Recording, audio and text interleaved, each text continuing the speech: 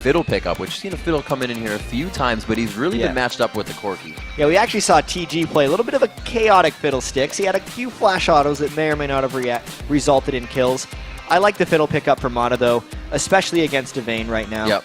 Need to have that 3 seconds of potential fear lockdown later in the game, especially if Exo is going to be the main threat on the Mineski team.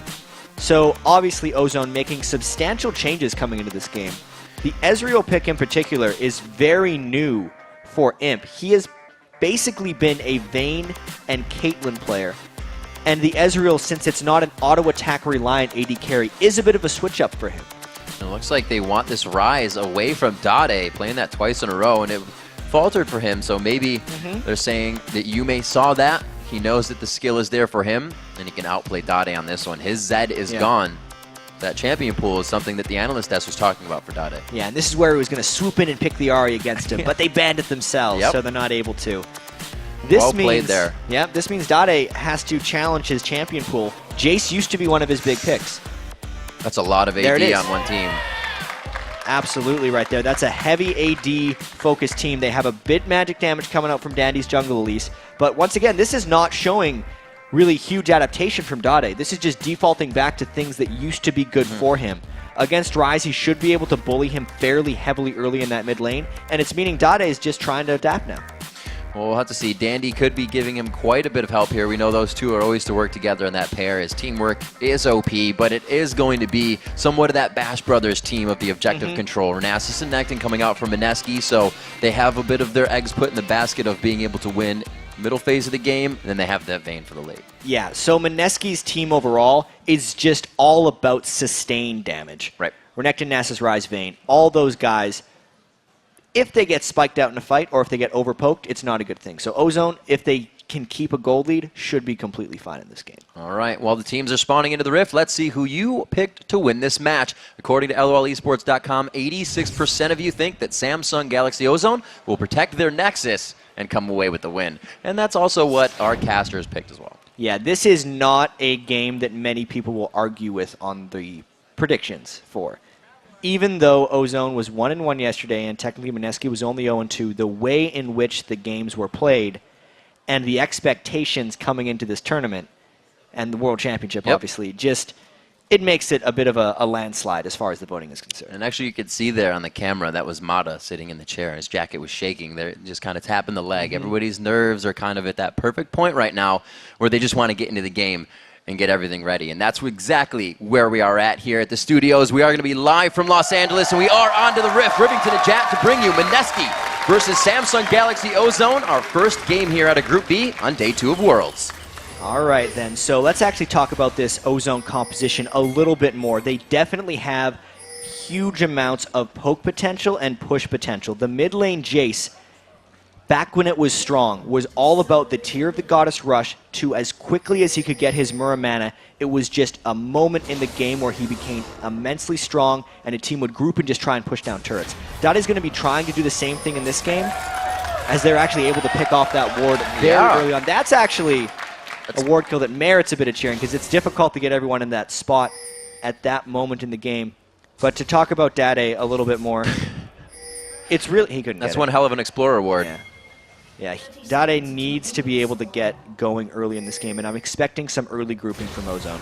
A double Doran start here. Dade looking to do some damage. We'll see what actually he goes to, because it does not look like we are going to get standard lanes as they mill about the map to begin this one.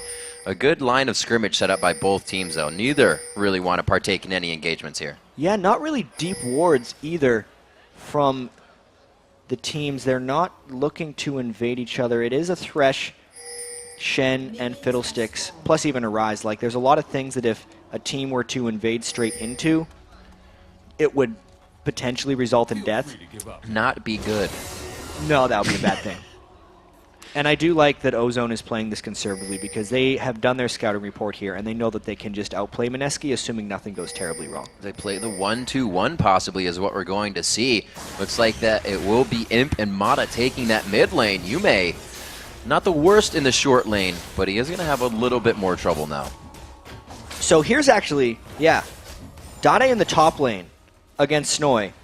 taking Jace top, and then they're just going to 2v1 push down the mid. And that's why we're seeing a lane swap from Yume as well, because Mineski does not want to get into this. And honestly, the team that reacts to the lane swap oftentimes in mid lane will be slow there. So Imp and Mata right here should get the early level 2. And we have seen struggles, to say the least, from this Mineski bottom lane. TG has not been able to stay alive very well in these matches. I want to see how he does now against Imp and Mata, who are possibly the best bot lane here at the World Championships. Looper heading back, picking himself up a ward, took the Wolves by himself. This means Yume has been in that bottom lane soaking up experience, but he did get the camp. So they'll return to a 1v1 in the bottom, and a 1v1 in the top, and now both teams putting 2 middle. Exo very low on the bounce. That was a lot of silence hitting Exo back, and he basically has to go back to base straight away. That's not going to be an easy thing to recover. We need to track how far ahead Imp gets from Exo. When Ozone played Vulcan, Imp obliterated Zuna and Bloodwater in that lane as far as minion kills are concerned. It was 150 to 107 at one point, I think, and this is a start that may be even worse than that one. And that mid lane's rough. You're not having a Thresh to sit in a brush. Oh, Snoy, level 2 to that top lane. Dade's right there, level 3's onto that level 2. The damage is big. He goes up for the repel, and it's going to be Snoy trying to get out of this one. Dundee, oh, he gets himself out. The Ignite wears off, and they get out alive. Normally you have to see a 3-man dive in order to take down Renekton at level 2, but Dandy and Dade with that mid lane synergy taken to top lane, we're confident in their ability to execute that tower dive. We'll have to see. Still going very hard onto Chi-Ji. Imp getting that damage down. The Ignite's there. He's going to dive in. This is definitely going to be a kill on him. No! He flashes the wall right before the auto attack can get out of the hands of Exo. And that is a ridiculous trade by Ozone there. That was dangerous, to say the least, but Ezreal and Imp was not scared of that. He brought Ignite on Ezreal, by the way, which is the thing that secured him the kill after he flashed back over the wall. Exo thought he could take Imp by coming in early to that, or coming back to that lane and having full health from having just shot, but they were completely wrong. Already, Samsung Galaxy throwing in the tiers here. We got one on Dade and one on Imp as well. So that Triforce isn't instantly coming out from Imp here on Ezreal. No, he might be going for the, I almost want to call it a throwback, even though it's only a couple months ago, with the blue build Ezreal. Back to the 90s. Knowing that he got the first blood so early, back to the 90s, yeah. And he's so confident in his ability to beat this lane. Since he got the first blood, it means an early tier. They're going to go for the double tier, probably 15 to 20 minute Muramana, double Muramana, and then just go from there for Ozone. Perfect amount of bullying going on in the top lane here by Dade. It's going to keep him up there, keep Snoy up there in that top lane, and really keep Kaiju there if they want to continue that pressure. With 2 in the mid lane, they shouldn't have to pressure that too much. 3v2 there, I don't think it's going to be too good for them, but they have to figure out where to get around Samsung Galaxy or Ozone right now. Yeah. With those 2 kills, it's going to be big. So far, Kaigu has been nothing but farm, so this is his first gank, and there's already a Dandy counter gank ready and waiting. He's going to have to make a bit of a run, though. It's just Snoy is so low in his turret. It's not so much a gank as far as just a friendly hello. Yep, yeah. Yeah. The Sight Stones, or not Sight Stones, rather, Spirit Stones coming out for the junglers just now, and we're going to see him soaking up experience for most of these lanes. And this is the first time in the Worlds here we've actually seen the 1-2-1 lane matchup with the AD carry and support mid. We've seen it a few times throughout the LCS from Dignitas, and it really just comes to a fruition of being able to pressure all those lanes at once. But now that it's kind of fought against, we kind of just have the matched lanes, longer tower is going to be up. And it's exactly Ozone. It's exactly what Ozone's going to be trying to do, is push down all of these lanes as quickly as possible. As long as Mineski is back at their turrets, it will allow Dandy counter jungling opportunities. And that's just kind of textbook Ozone as far as map control goes. They just get control of their lanes, allow Dandy to make plays, and then starve you out of gold. Looper with a quick Negatron cloak buy for himself in that lane. 32 to 28, so not too shabby there. Kaigu looking to clean up some wards, and they get Mata on that one. Very well played there. Looks like Mata has forced the flash out the same way that Imp did earlier. They turn this one back around onto TG. 3-1 in the kills now. It's going to be Kaigu and Exo still somewhat pursuing, but they give up. So even though Mata got hooked and seemed like it was doom again for Ozone, they did manage to get a kill back to Imp. That's 2 kills now onto Imp. And even though he died from that, he's looking scary in this game. You do not want Imp to get farmed if you're against Ozone. Well, he's off the map right now. Exo doing what he can to pretty much freeze this one. Not trying to push it too far up. Dandy's soaking up all that experience. Everybody now leaving the base of Mineski to come back to lanes, and they are going to switch it up, actually. Renekton now to the bottom as Snowy takes it up against Looper, and they match up against Dade in the top lane on Jace. This is a little bit strange because Dade was doing such a great job against Snowy, and even though Rise has seen some top lane time since we've seen Rise in this tournament, it's been more of a mid laner. I almost feel like this is just an attempt to slow down Dade's farm in the slightest. They don't think he's going to be able to bully Rise as well as he was bullying Renekton, but if that lane pushes out at all for Yume, he's incredibly vulnerable to ganks from Elise, and that's why top lane Rise is always a bit of a risk. And something to look at that Mineski was not doing yesterday, and maybe they've taken from watching, is they are now bringing in the pink wards. Pink ward for Snowy, a pink ward as well, obviously TG, but more coming out. Kaigu, just buying one. Really reminiscent of the Korean play that we've seen here at Worlds. Yeah, you have to fight pink wards with more pink wards if you want to compete in this game. Oftentimes these teams actually dump immense amount of golds into it. I think a little bit too much, and that might be something Mineski's doing here, because buying pink wards is one thing, but placing them in the right spot to get your control back is another. And the team that is ahead always has the pink ward advantage inherently, since they are the stronger team, and if you try to counter ward, you are risking getting caught and dying. They only have the movement on this. It looks like they're trying to thwart whoever's going to come over. You know, the top lane is gone a little bit too late on the ward. Dandy had the idea, though. He had the idea, but he should have warded much earlier. Knowing that Rise was in the top lane, he should have been trying to cut him off, because there's no way EXO or TG were going to go in for that, and the spot with which Dandy was standing is a spot where a mid laner would actually come over to get blue buff, so he kind of missed an opportunity there. And that Stand United is up, but I feel it's go. Oh, Mo's Kaigu from the backside here. Dandy finding him out. It's going to be a 3v1. Just on the other side is TG and EXO. TG puts himself in the middle. He does have his ultimate, but he doesn't decide to throw it in the box until he's farther out of the fight there. Mineski going down on that one pretty hard, but Galaxy losing one as well. That's exactly what we were just talking about. You can fight pink wards with pink wards, but you have to be able to use them properly. They tried to be safe there with TG throwing in the Thresh Lantern so Kaigu could get out of there, but the Lantern wore off. Ozone just decided to pounce on them, and they maintain control and essentially get paid off for those pink wards and a turret afterwards. Constant pressure towards that mid and top lane coming in here from Dandy, making sure that Kaigu always has something to think about, and it's so far working at 5-2 for Galaxy, or for Ozone, 14.5 to 12K right now. And oh no for the difference between EXO and Imp right now. 4-1 versus 0-2, and it's nearly 4,000 gold to just 2,300. That is completely unfair for EXO right now, because he is not going to be able to deal with Imp. No matter what, Imp's build is actually progressing very slowly. He's building a bunch of components right now. A Vamp Scepter generally doesn't give you immediate power in lane. The tier needs about 20 minutes, and it needs to be transformed into a Manamune as well to get effectiveness.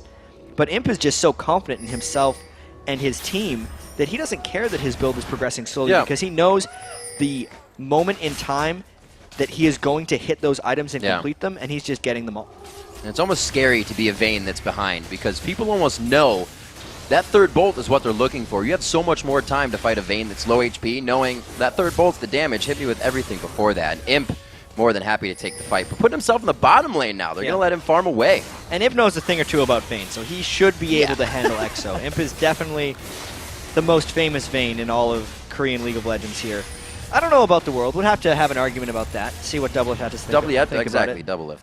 But there's a big dragon for Ozone. They're definitely pulling ahead in this one. And this is just how much trouble Snowy is in. Imp, the 80 carry who has been in the dual lane most of the game, is nearly going for kills right now. In fact, Mineski's trying to set up a counter gank, and at one point, Kaigu just decides to show himself. A lot of safety there, getting back out. Kaigu trying to go for the Wither, but there was no follow from Yume, no follow from Snowy.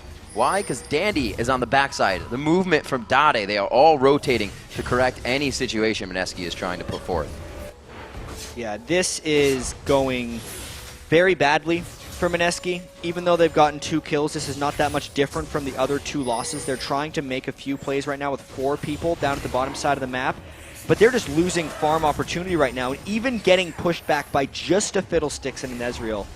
All the while, Dade is doing whatever he wants in the mid lane, stacking up that tier. The pink ward control gives them everything from that dragon side down, which they have just taken for themselves. Dade not having too much trouble to farm this in mid. Snowy really doesn't want to give him any trouble either. A level down there at 9-8. Kaigu over Dandy by 1 level, though. Having to be in that lane and soak up all the experience has given him that, but they're not able to go ahead and use this just yet. Looks like Rise building up the tier and the Rod of Ages, so it's going to be a long haul if Mineski can make it. You may still yet to buy movement speed, which will make it very difficult for him to dodge any shock blast that Dade throws out once the turret sieging begins. You can see Dade rushed his last Whisper there. Yeah. His tier of the Goddess is actually at 284 of 750, so it's still got some time. Imps is farther ahead of Dade's. He's at 300 of 750, only because he got it so quickly after picking up that first blood in the mid lane. And even with his random component set of items, the Sheen getting procced every time he throws out a Mystic Shot, he's not even that strong with his items, but he's still able to push back everyone on Mineski. That's how badly Mineski is losing this game. And we see Imp's build fitting in a Scepter there as well with the Sheen, so he may still decide to go blue. May still decide to go for that Triforce. Looks like it's going to be a Fist, though. With that chase coming in from Dade and the Acceleration Gate, they'll be able to continue these fights. They have the utility to do that as well. Snowy back against Looper, 8-10 in that lane. Oh man, Fiddle coming out. Axel goes down from the extended Ignite, but the running Ignite, as well as TG following after Galaxy Ozone trying really just to take this game over immediately. Another Ignite kill as well for Imp, and he's able to take Ignite on Ezreal just because he feels so safe against this Mineski composition. Oftentimes people would be worried about a Nasus and think they have to bring Cleanse to deal with late game Wither, but especially on Ezreal, who's so heavily reliant on spells, and also the fact that Imp thinks this game is going to be over quickly, he's just taking Ignite for the lane kills, and it's totally paying off. And as far ahead as they are, I don't know if he hasn't gone back yet or is only buying consumables. He has 1,200 on him. So Mata has just been on the map facilitating that silence utility as well as the fear to help his team get kills. The control they have in the wards is just allowing them not to have to go back and buy more and still invading the jungle. Ozone on the aggression. There's a nice shock blast steal there by Dade, and it's going a little bit pear-shaped, not very good right now for Mineski. Imp finishes his Iceborne Gauntlets extremely quickly because all he cares about at this point is just helping the rest of Ozone chase people down for Mineski. Sunfire Cape was completed onto Looper, which means his split push is going to be activated very quickly. He has not been under any lane pressure necessarily. He didn't even have to buy boots yet on Shen. Mineski would have to do something completely amazing to come back at this point because all signs are pointing to a quick and decisive Ozone victory. And I'd be surprised if this did not turn into a pretty big fight here in the next few minutes. It's the last tier, third tier turret that stands for Mineski, and no turrets yet down that they have been able to find on Ozone's side. Looks like they could get the fight that they want. Coming on the bottom side is Mata, but his ult is down, so this is all pretty much going to be what you see in front of you in skill shots. And Imp is making a run up the bottom lane a little bit. If this turns into a poke or a siege war with a blue buff on Jace, there's no way Mineski can hold at this turret. Also, Rise got caught by Ezreal. Yep, they ping him out. He does go for the Iceborne. He gets that at 15 minutes while double dipping into a few extra builds. He flashes into the wall, and the fear connects just after. Unfortunate for Yume. Well, the Iceborne Gauntlet rush from Imp is what kind of created that when he caught them with the Mystic Shot, and it gave him more of a slow than the red buff would have. Then the Flash Fear over the wall by Matic gave them yet another kill and more pushes on the turrets. All the aggression. They leave the top turret, actually. That's Dade's. He's going to take that himself. They put some mid pressure down.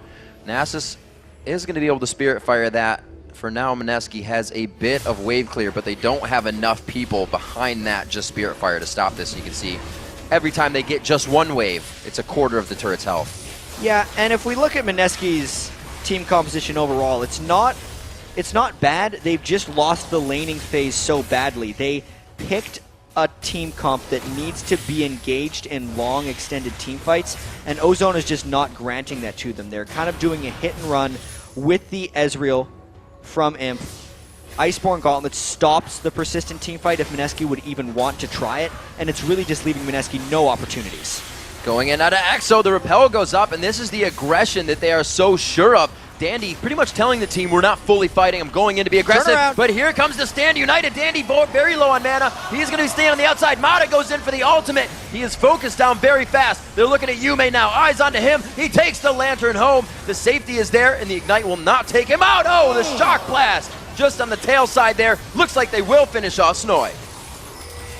Mata went down after that one, but the rest of Ozone is just going to meander out of the base, losing no one else, and that is just them flexing their muscles right now at Riv. It's an 8,000 gold lead. We cannot say enough about how much Ozone has just dominated this game over Mineski. They caused that switch early game from Mineski. It's something they weren't really able to come back from. The Rise in the bottom lane isn't really able to roam and help other lanes, so that's something they lost as well. The first turret went in favor of Ozone, and then it's all defense from there, especially with Nasus being up in the top lane, helping Snoy a lot. They've really just been scattering to stop the chaos Ozone is creating.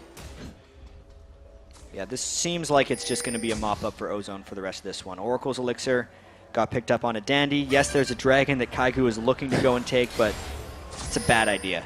This is a bad idea. Get out of there, guys. So they throw down the pink ward, but they have one in the back as well. A little bit of a sneaky one that may cut off the vision of a pink that comes from Ozone. We see Dade and Imp very ready for a dragon if it comes up. The team has already started it. Exo is just in the mid lane by himself, so no Vayne for this fight, and that Vayne only has a Vampiric Scepter. So it looks like Ozone gets this, and this Kaigu can get himself in. No, it does go to Dandy, and he will not be able to do anything about it. So this will mean, because we got a lot of games coming up today as well, this will mean Ozone, assuming they win this game, will move to 2-1 on the group. And that one loss yesterday, because we got to keep in mind these are 8 games per team in these groups. The one loss does not mean the end of the world for Ozone. Cannot wait to see. I feel like Mineski got trapped in an incredibly close and difficult group right now because Ozone, Gambit, Fnatic, and Vulcan are all on an extremely high level, and all those games, actually aside from the Ozone Gambit game, have been pretty close, at least in some point in the game. And Mineski's just not in that class of teams right now, so they would have to do some type of miraculous thing to even take a game in this group. They've definitely changed up their play style a little bit, but it still holds them at a plateau just under where Ozone is. Their pink warding still coming out, the mana immunes being finished up here. Boots of Lucidity, you almost have the same effect and burst coming out of those two champions. Not the same on the Shock Blast, but Dandy on the hook here. This may be what Ozone wanted, though. They know they can instantly pick people out, even if it's under the turret. It really isn't there. Looper taking a bit too much damage, but that was his job as the tank. And you can see Dade on the backside single-handedly zoning these guys out till they finally take him down. That was a really sloppy dive by Ozone.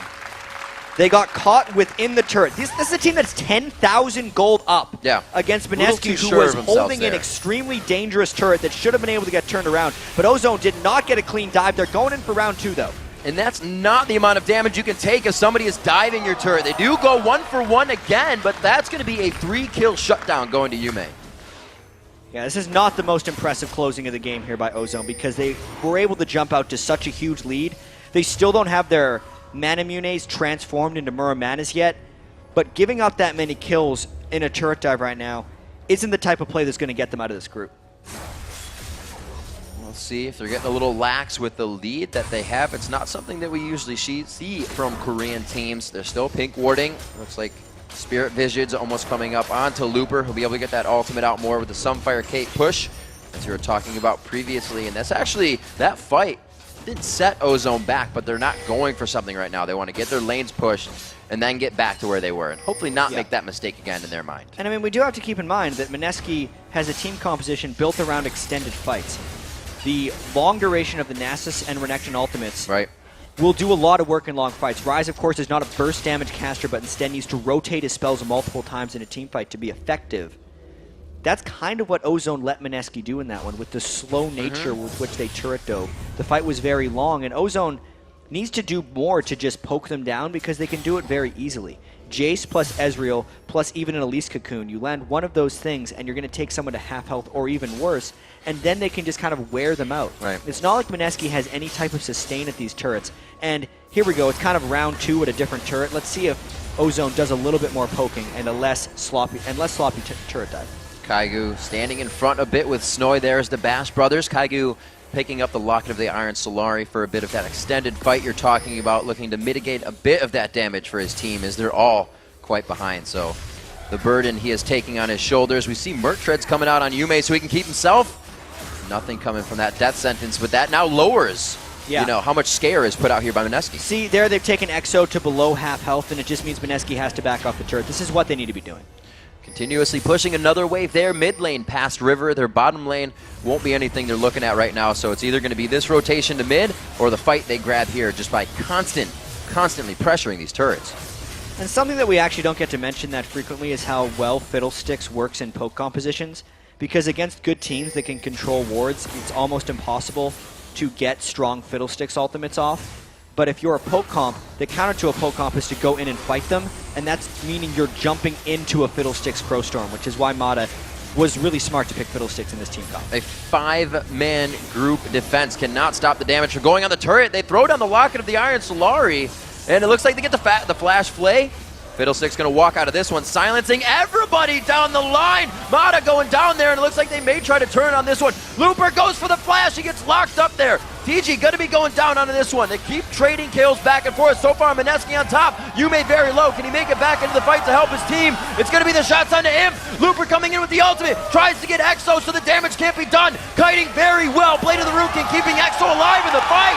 And holy crap, Mineski comes up huge. That is not expected right there. This is a team that is 10,000 gold behind Riv, but they are catching fights in the right spot. Right now, Ozone is not deciding to fight here. Rise got so much damage out with his ultimate before that fight began, and then Ozone split.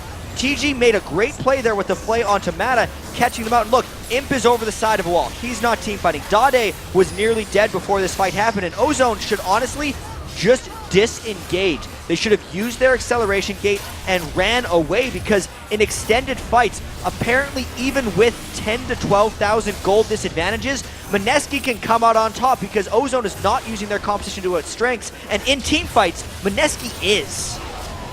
So many kills coming up there. Rise getting the double kill. He was on the ramp-up build, but that's going to put a nice amount of gold under him. The Spirit Visage only almost coming out now. He has got himself some good items, but the Mermanas have now been finished. That huge burst of damage to come out from Ozone in that fight, I don't think could have worked out better for Mineski. I don't think Ozone's going to be fighting in the jungle like that again. I'm actually wondering, because they've been waiting to get those Mermanas for quite a while, and they've been extremely confident in the way with which they're approaching this game, because they know they can hit tab, they can see the item differentials, they know how well they've been out farming. Mata gets hooked again though, and this is a 5v5 breaking out. Gotta remember, Mata went down first in the last fight too! Mineski keeps it going, their foot, it's on the pedal, and the pedals to the ground. Kaigu in the front of the fight here, tries to get the Wither down, he is going down. They're trying to put a body block for Exo right now. He's not being focused, but they do finally turn their eyes on. It's been a 2-for-1 so far. Mineski's looking to have 3 standing right now. They may not stop, they will not stop, and they keep going on to Exo. Looper and TG back and forth, and it looks like they'll be able to close off TG in just a few seconds. Yeah, Ace comes back. In that fight, Ozone was actually able to play the disengage properly, and they get the ace back for themselves. Those were the Muramanas doing their job in that fight for Ozone. Dade and Imp doing so much more damage. Now they can push in for an inhibitor, which took them a long time to get here. That was definitely stalled very well by Mineski. They figured out what they needed to do. Like you said, a 10,000 gold fight down, they were able to win, but Ozone put their hard hats on and figured out what needed to be done. The mid-fight gave them the inhibitor. Yeah, so in this fight again, you can see Mata went down beforehand, but watch how Ozone this time is more grouped up and trying to kite back as a unit. Looper did the taunt backwards, Imp is using his Iceborne Gauntlet slow effectively, and Ozone is playing within the Jace acceleration gate, so they all have that enhanced move speed so that Mineski can't chase onto them with their duration ultimates that do so much damage. Ozone on the run here. They just missed the Iceborne Gauntlet proc onto Yume, but there's a lot of speed coming in. The repel could match the distance. Looks like they're just going to be out of range. He goes to the minion, it's the Cocoon there. Oh my god! They get the fear onto Exo. That spells death, and Ozone now having control of Mineski's base. And they're just going to keep chasing. They have so much move speed and snare. Going into the base continuously, not regarding the turrets in the top or bottom lane just yet. The bottom lane is quite pushed, but there is enough damage on this top turret. That fight Mineski pressured out previously the Ozone to take it down. It's now a 16,000 goal lead. Ozone, they had a few hiccups in the middle of this game where they gave up an ace to Mineski, but this has not been a close game really since the start of it as far as Ozone is concerned. They've been dominating the laning phase. They had a team composition with which they could poke out Mineski and avoid fights, and almost laziness from Ozone, I feel like, stopped them from avoiding the fights against Mineski because they thought they were far enough ahead. When it turned out they weren't, Ozone just went right back to the poking. Well, they're getting their wards back out. Everything is real. Just about safety for them. You can see the average times there. 26 and 30. Ozone looking to come up on that 30 just a few. 22-12 is the score. 51-34.5. They are still chasing. A little bit more focus needs to put other areas for Mineski, but right now there's not much they could do. No, I mean, both these teams, as we see in the game time stats, play fast games. Yeah. For different reasons mostly, though, because Mineski has just been getting beaten very quickly. This one, they're doing a bit better of a job staying alive, and Dandy, he's actually baiting a fight here, I think. Ozone is coming in from the back. Yeah, they still have the stand united. Oh, no, they do not have it up, but that would have only been the bag of chips for them to get into that fight. They were really bringing down Dade here. You can see him very big now. Actually picks up the Infinity Edge onto Jace. Surprise! There's the party from Mata. He wants to bring it home right now for the team. Will they be able to finish this one? 1-for-1 on the fight now as that's Yume going down. They turn it back onto Dandy here. Snowy very big. They're getting that percent damage out of the ultimates of the Bass brothers of Nasus and Renekton, but can they continuously go into the fight? It's just too much damage. Imp is too big, and so is the rest of the team as they make their final push into the base. Well, they get 4 out of 5 from Mineski right now. This could be inhibitor number 3, or they're just going to skip it and go for the Nexus. It's about time for Ozone. They've had a lead for a while. Snowy just trying to stop a bit of the damage, but it is going to be a 3v1, and they are going to have eyes onto him. Expect that hammer to be dropped. Knocked him back, and it looks like they get up a nice pad on the KDA before they take down the Nexus turrets. Yeah, they drew out this game a bit more than they needed to. They got 11 kills onto Imp, 6 onto Dade. This could be a confidence booster as they move through the rest of the group. Absolutely. Ozone coming into this one quite strong. The fight